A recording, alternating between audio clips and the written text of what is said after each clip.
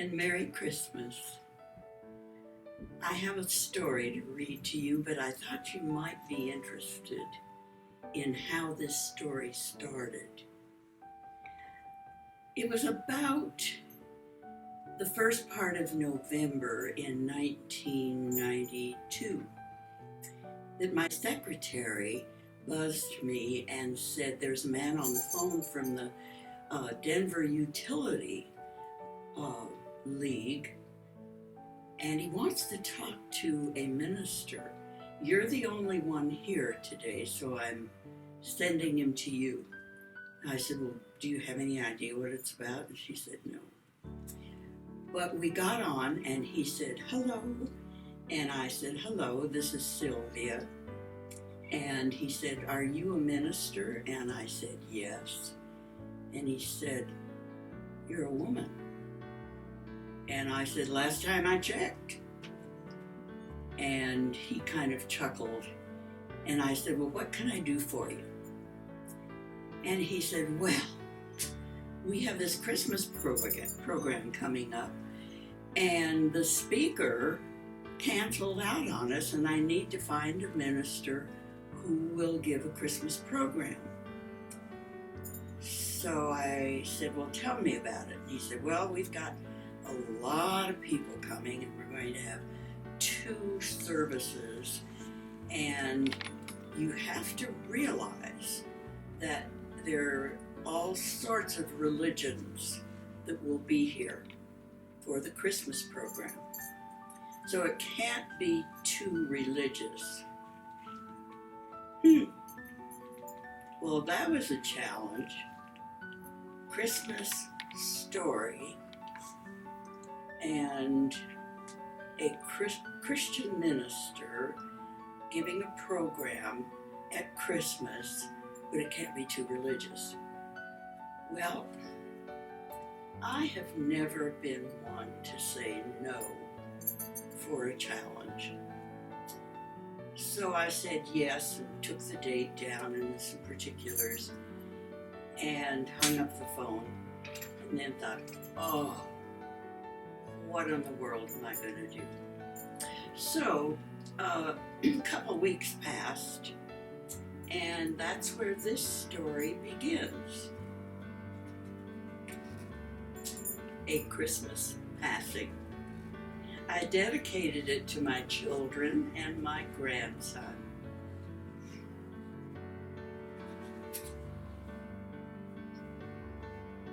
When the phone rings after midnight, I prepare myself for a birth, an accident, or a death. It's December 20th, 1:45 a.m. The voice on the line, choking with emotion, announces the sudden death of my husband's eldest brother.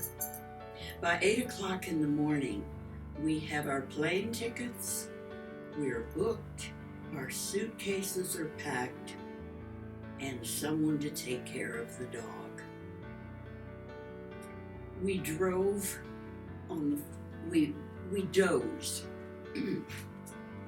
on the 5-hour flight, listening to Christmas carols, and land on time. The sun is early setting. The youngest brother meets us at the baggage carousel, and he helps us into his car. He doesn't talk much, and when he does, his voice sounds strained. We ask how the widow is doing, and he tells us the whole family is at the house drinking coffee and soon to go to the mortuary. They're passing around fresh baked biscuits with butter and honey. Certain things are baked at certain times. Now, homemade biscuits keep body and soul together, especially the soul. It will take a couple of hours to drive from the Raleigh-Durham airport to Shannon. Teenagers make it in an hour or so, but this evening it is dark, the streets are narrow, and we don't feel like teenagers. We stop at the peanut roaster before getting on the road. The young man who runs the business is a friend of two of the cousins. His dad died earlier this year, so he runs the store alone. Well, not quite alone. Coco, his chocolate brown lab, handles customer relations. He sits up, gives you 5, and opens his mouth to be tossed peanuts. My aim is not what it used to be, which gets me slobbered on so thoroughly I have to go to the ladies' room to wash up. The sick leave policy posted on the bathroom door reminds workers, if you are well enough to go to the doctor, you are well enough to come to work, and if you're thinking of an operation, better think twice, because anyone who works here needs all their parts. We buy chocolate-covered peanuts, southern fried peanuts, some with hard red sugar coating, and a couple Diet Cokes to wash it all down. The Carolina countryside is quiet and dark. Here and there, Christmas lights sparkle through the pines and the dried underbrush.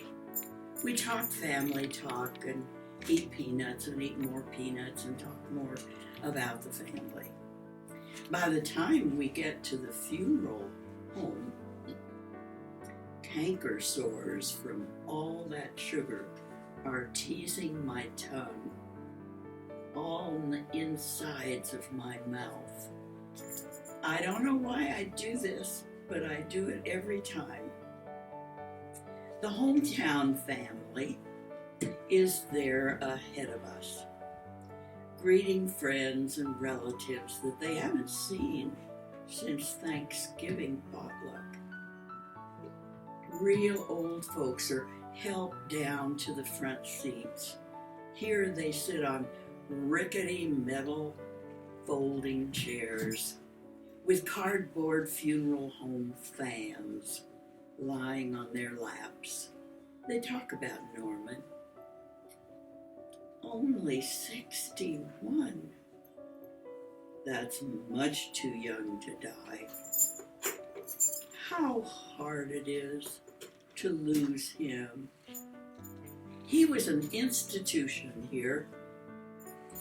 Norman was the pharmacist everybody ran to see for his over-the-counter advice before bothering to call a doctor. Some thought the doctor wasn't much better than a veterinarian, saying, "What will we do without Norman? Go to the vet?"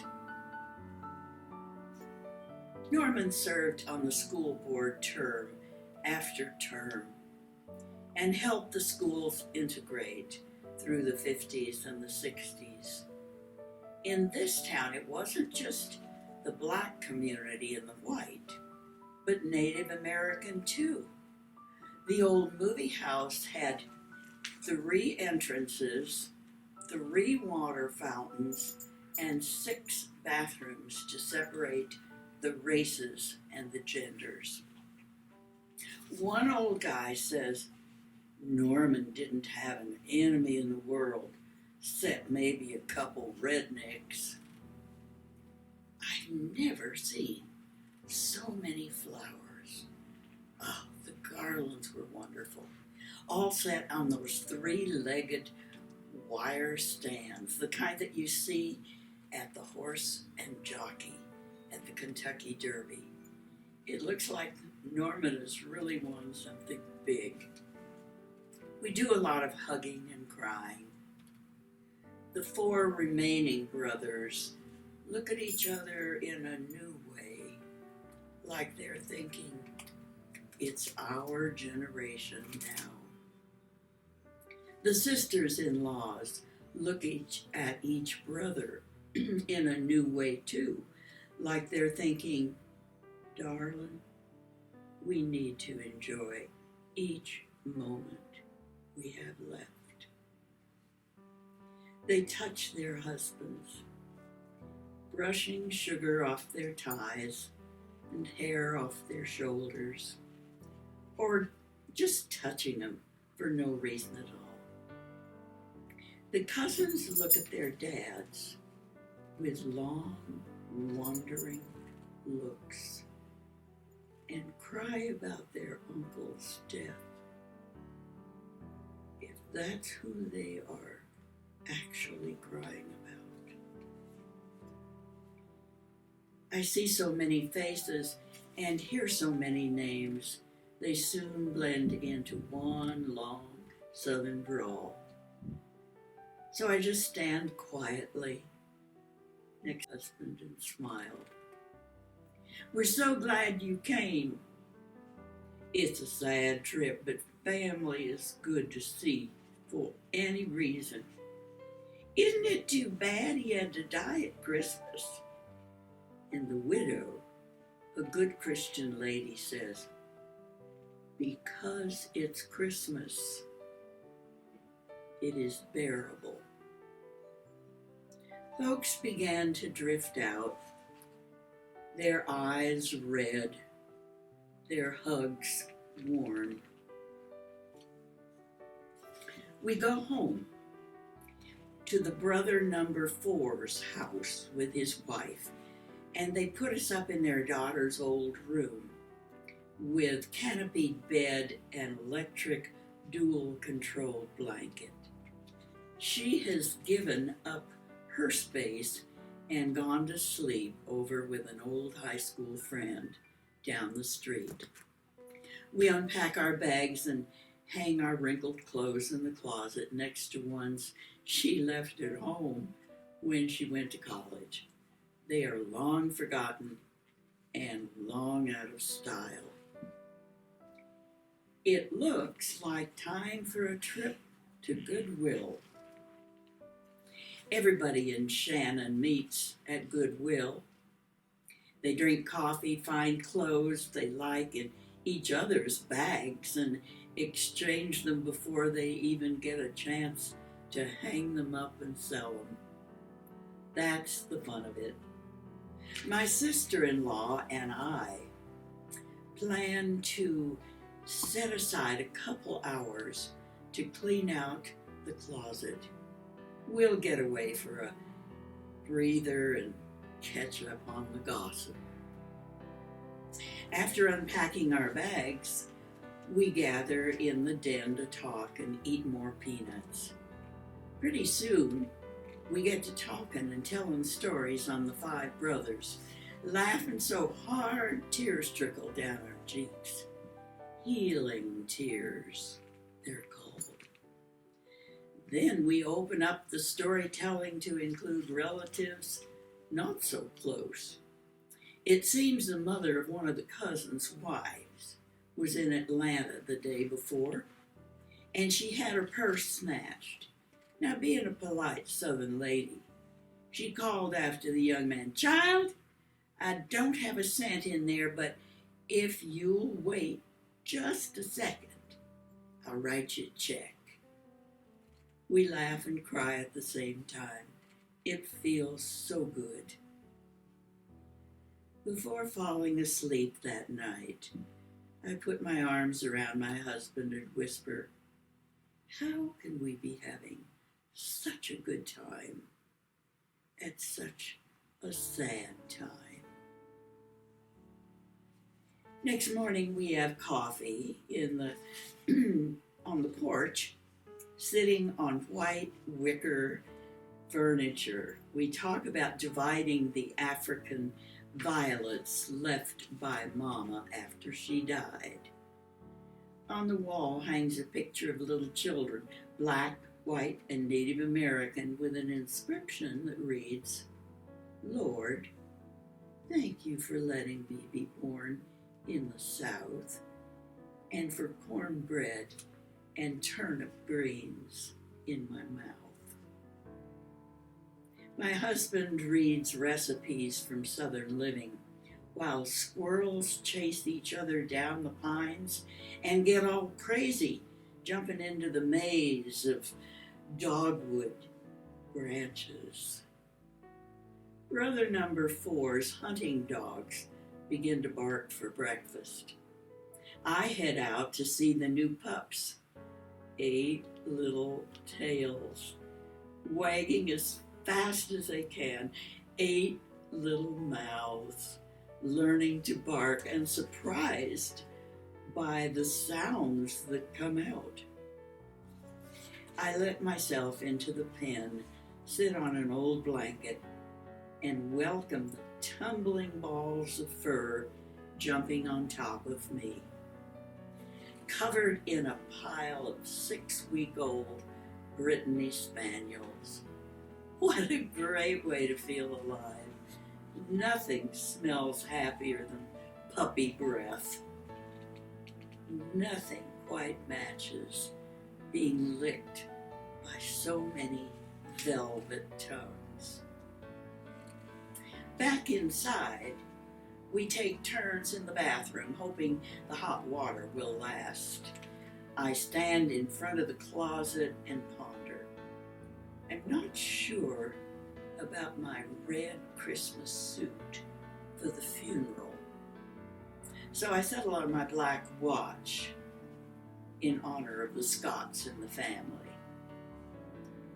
The First Baptist Church, known as Old First, is decorated for Christmas with wreaths and ornaments and creche scenes loaned each year by members who have too many and no place to put them up in their homes.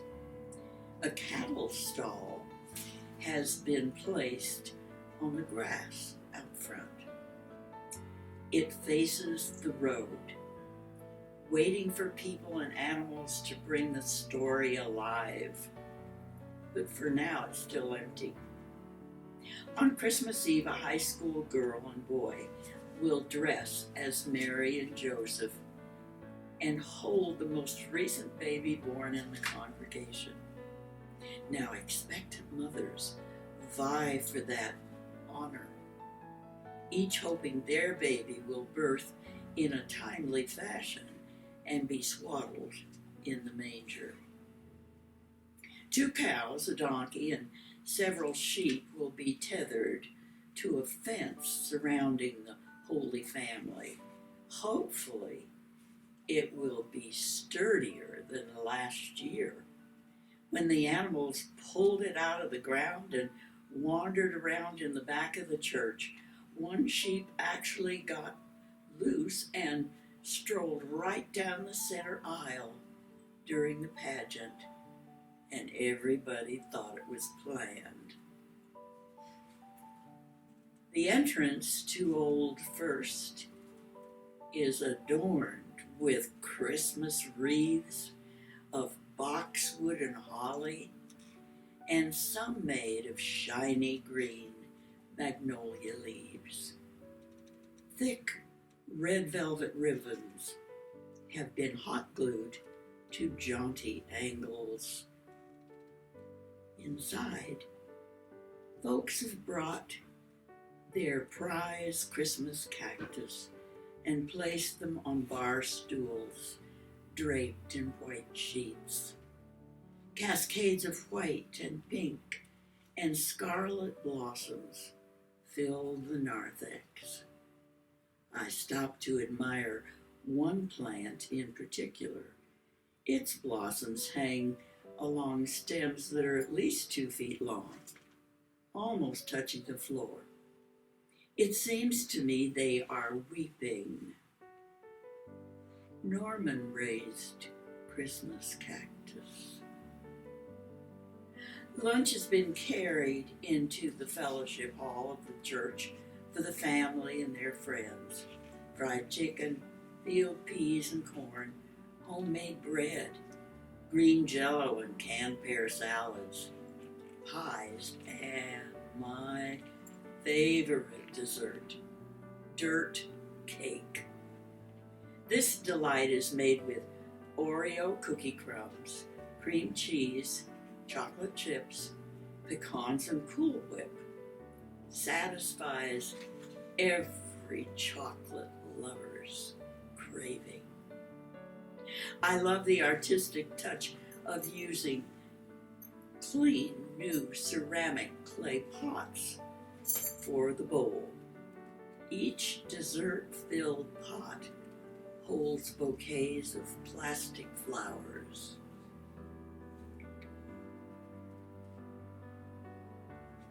Usually plastic stays up straight, stuck into the dirt, the chocolate dirt. In the spirit of the season, most are poinsettias. Desserts are displayed on the last table. Today, my motto will be, the last shall be first. After 3 months on Ultra Slim, my husband and I are in heaven. Our eyes well up again. This time the tears are not from sadness, but anticipating sugar. I wonder if Norman can taste good things like this where he is now. For the life of me, I can't imagine heaven without dessert. I hope he has dirt cake, but just in case he doesn't, I have another helping on him. I figure this is a good way to toast his memory, since Baptists don't drink, at least not publicly. The mother of one of the cousins came early to church. She has a cast on her right arm from palm to armpit, and since it takes her longer than usual to get around, she starts 15 minutes early and for very good reasons. Stopping by the ladies' room, she got into a predicament just as she pulled her slacks and pantyhose down. The bracelet on her good arm caught in her zipper, and she was left in a very compromising situation in a locked stall. Someone she didn't know came into the restroom and they got acquainted real fast. Her best friend now rescued her in time, and she joins the family now as we prepare to walk down the aisle in the front of the sanctuary and sit where the family sits. We hold hands by twos and threes, turning to see who came to tell Norman goodbye. You know, it's the unexpected folks that make the throat catch and the eyes tighten. The gas station attendant who winks as he cleans your windshield. Norman always gave him a tip. The black custodian at the high school. The egg lady, a farmer who lived just outside of town who never fails to call a family when the okra is ready to pick. These are the familiar, everyday faces that touch our hearts. People turn to watch as we walk down the aisle, and I feel the tenderness in their gaze touching out to us. They tip their heads in a sad salute, and one little boy gives us the thumbs up sign, and his older sister gets the giggles. Our eyes feel tight as floodgates. We sisters-in-law worry about our mascara and then feel guilty for worrying about mascara at a time like this. But you can't help thinking about things like that. It makes you feel normal.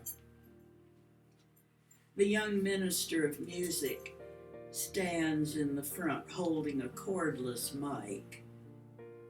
He looks like a new kid on the block, a little shy and unsure of himself. This is his first funeral. Great is thy faithfulness, he sings with heart, which is all anybody cares about anyway, is heartfelt singing. Then we all sing A Mighty Fortress is Our God. I've never thought much about the words, let goods and kindred go, this mortal life also. I guess old Martin Luther wrote about other things beside the Reformation in his spare time. The youngest son sits next to his widowed mama. On the other side is Susie, their black nursemaid. She's seen the widow's 3 babies born, helped raise each, and didn't hesitate to tell you which was her favorite and why. Now 2 of these children have babies of their own, and the youngest is 6 weeks from delivering her second. Everybody holds up well. Barbara sits dry-eyed, but I notice her hands are twisting and untwisting her hanky. The kids cry and pat each other. And finally, the pastor raises his hands for the benediction. You can almost hear a sigh of relief after the final Amen. Driving out to the seminary, Susie warns the expectant mother not to look down into the grave, because it would do something bad to the baby. Old wives' tales may not be particularly helpful, but they make things seem homey and safe. We had planned to ride to the graveyard with brother number 2, but a nice young man from the funeral home had an empty limousine and needs company, so we let him carry us to the cemetery. Now, this part of the South doesn't say drive or take. The word is carry. Another thing, they don't cremate here. People in this town bury their dead whole. When I asked one of the brothers about this, he says, well, we don't come into the world as a ball of fire.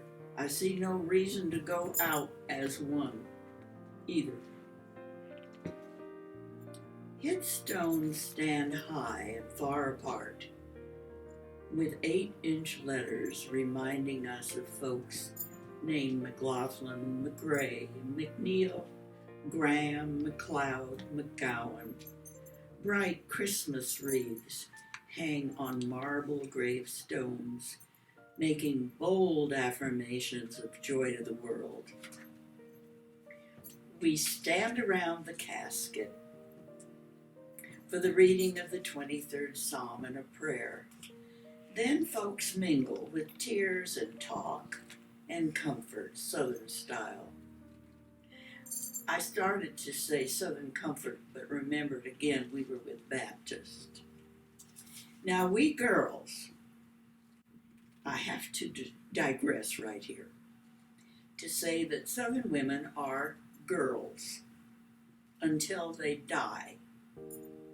I guess some things haven't made their way south yet, like cremation and gender awareness. Inclusive language is considered something for the carpetbaggers thought up. Y'all is about as inclusive as they get here. Y'all. From my point of view, it's kind of sweet to be called a girl after 50. I get used to it real easy. So we sisters are girls, and the brothers left are boys. Norman isn't called a boy anymore. I guess you finally grow up when you die. Anyway, back to us girls at the cemetery, getting cramps in our calves, balancing on our toes, trying to keep our high heels from sinking into the damp earth. We talk and cry, hug and kiss, and then start all over again.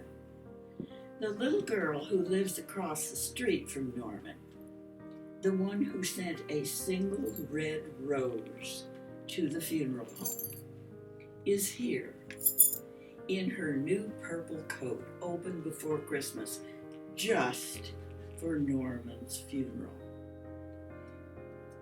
I tell her how much Norman had loved her rose.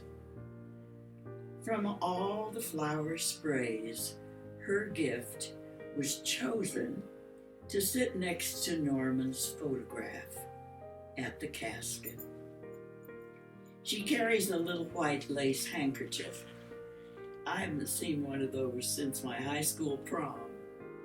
Mother loaned me her hanky, as she called it, but warned me, hankies are for showing.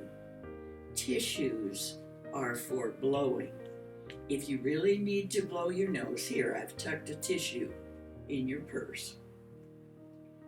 I watch lots of folks at the ceremony, blowing their noses on white linen handkerchiefs. They're crying for Norman's being gone and the family missing him so much, but they're crying about other things too. They cry for their own losses. Some of their own folks died this year.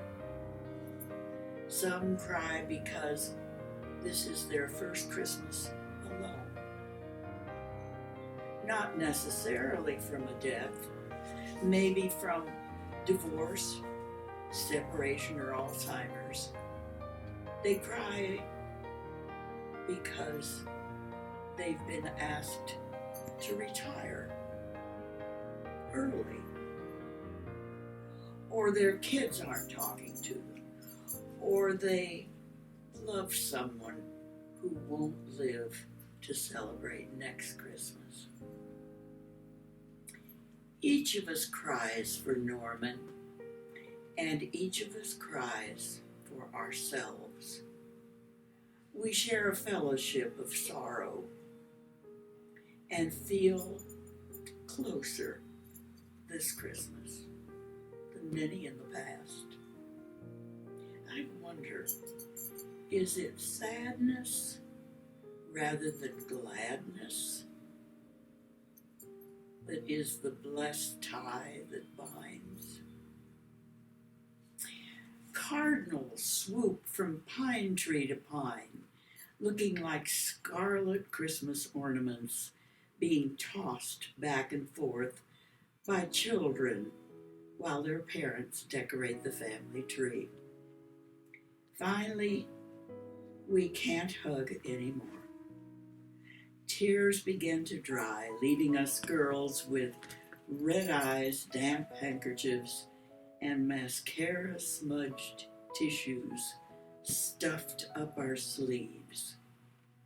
It's time to go and go to the widow's house, Barbara's house. I call it that for the first time. It's always been Barbara and Norman's house. Strange how you have to modify your language after someone dies. Barbara will have to use mine instead of ours, and I instead of we. I wonder how long that will take her. There are so many changes she will discover in her new single life. When we arrive at Barbara's house, it is stuffed with food. 60 some casseroles and platters had come before the funeral, and it looks like more snuck in the back while we were at the graveyard. It takes one person standing by the front door just to write down all the names, while others look for places to put it all. Every counter tip, every table, and appliance is covered with casseroles. And the air fills up with that delicious smell of cholesterol. First, we have to taste the food brought by friends who are eating with us. They need to hear us ooh and ah. Then we have to eat more and fast to keep up with the parade of love offerings. The next door neighbor says we can use the extra freezer that she keeps in her garage. It's my job to be sure each dish has a name written on the bottom. I hope Barbara won't have to return all of these in person. Maybe she could throw a come get your casserole party in a month or so. The long December night slips into Barbara's yard. Older widows' friends slip out from her door to find their cars and get home while it is still light. It seems like a good night to turn in early. Each of us grabs a casserole or two and takes them to the freezer next door before we head to our beds. Before leaving, I have to taste another dirt pie.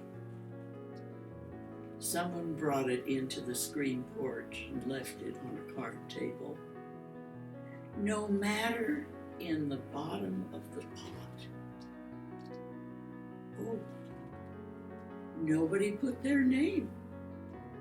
We don't know who this came from. I'll send Barbara some hyacinth bulbs.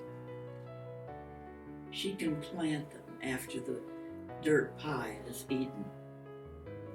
Hyacinths were my dad's favorite. He used to quote a Persian poet. Shouldest thou repair to thy larder and find yet 2 loaves remain, yet I would counsel thee to sell one and buy white hyacinths to feed thy soul. Next day, the oldest grandbaby gets sick to her tummy. Several of the adults develop the same symptoms. At first, we think it's from eating too much rich food. Then a couple of the cousins who ate very little, and were mighty glad of that, came down with the same bug. It hit some at one end and others at the other. A few burned the candle at both ends. I'm spared. Still feeling pretty good at noon the next day, my sister-in-law and I head for Goodwill, our arms full of clothes, high school leftovers, hangers and all. It takes 2 cars to clean things out, because once our bedroom closet is empty, we find a storage room full of grade school leftovers. Somebody suggests we save them for the grandchildren. Oh, good grief, we sigh, and head for the door with the second load. Now Goodwill sees us coming and puts on the coffee pot. Folks who know us come out ask how Barbara's doing. We say, she's holding up, but I suggest she will need some friends to drop in during the next few weeks. Everyone wonders what she will do on Christmas Day. I realize we haven't given this any thought. Turns out her neighbors have.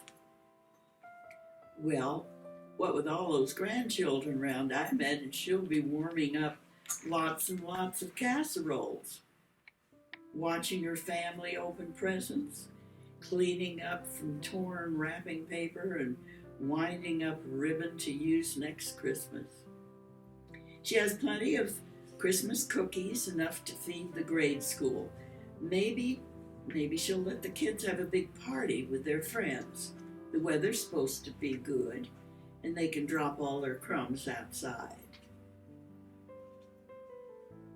We've been wanting to start a book club here for years. This might be a great time to start one. You think Barbara would like to host the group at her house? As I listen to Barbara's friends organize her life for the next few months, I know she will come through this season of sadness with plenty of company. Sister-in-law reminds me we need to get back to the house and dress for the Christmas Eve musical. I am so fueled with caffeine I can't stop saying goodbye. I'll wave and turn to go, and only to think of one more question. Who did that snooty cheerleader in your class marry? Did the music teacher get fired for wearing those see-through blouses? Why did they ask the last preacher to leave? I thought he was doing a great job. Sister-in-law grabs my sleeve and pulls me through the door, promising she'll answer the rest of my questions on the way home. Now, I'm not sure what to wear to the musical. Perhaps it is time for the red suit. The funeral is over. Christmas is tomorrow. Red works. We drive through the town on our way to church, past Gone with the Wind houses, burning one white candle in each window, and rainbow Christmas trees refracting through beveled glass. There is deep silence in the car. Norman was a man acquainted with silence. He could sit in a porch swing, surrounded by family, and say nothing for an hour or two. Yet his unspoken conversation made me feel at home. Carols ring through the candlelight at Old First. Hurricane lamps flicker. We hold hands. Oh, Norman would have loved this night. Barbara sits with her children. Her only daughter sits especially close. And during Silent Night, Holy Night, she reaches over, takes her mama's hand, and places it on her belly. The widow's grandchild is kicking. This Christmas, the widow's own Mary is great with child. We all sing, "Hark the herald angels sing," is a final carol. Born that man no more may die, born to raise the sons of earth, born to give them second birth. I never knew until now how well the songs of Christmas speak to grieving folk. We leave Shannon the next day, knowing it'll be a while before we come back. Maybe next summer, we say. Folks wave and they call. Come back now, y'all hear? We love you. Bye now. And Merry Christmas. And strangely enough, it is Merry Christmas.